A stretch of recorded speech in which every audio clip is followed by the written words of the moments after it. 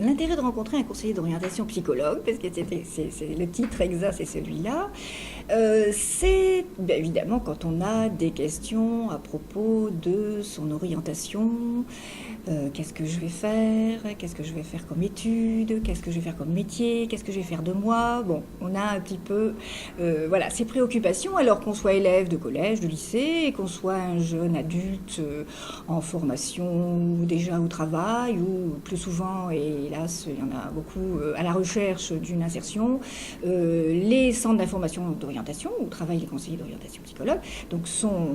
ouverts et accueillent tout public. Les CIO reçoivent tout venant sans rendez-vous. Bon. Et puis également, bien sûr, sur rendez-vous, c'est-à-dire si un jour il y a beaucoup d'affluence et qu'on ne peut pas faire face, on va donner rendez-vous, ou quand on a reçu une personne dans un premier temps et qu'il s'avère évidemment nécessaire de la revoir, à ce moment-là, le conseiller va donner un rendez-vous pour approfondir,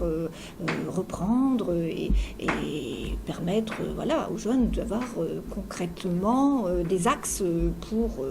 émettre des vœux d'orientation en fin d'année de troisième par exemple, ou en année de terminale, où l'admission post-bac et sa procédure sont fort complexes et demandent vraiment un gros travail de réflexion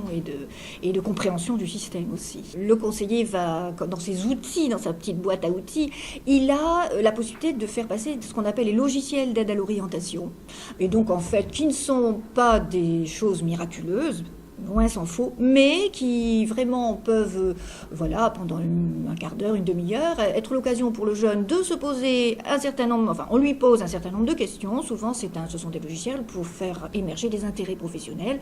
donc par des biais différents, ou voir un petit peu mieux se connaître, voir quelles sont ses motivations pour apprendre, ou quelles spécificités on a, quelles sont les qualités qui émergent.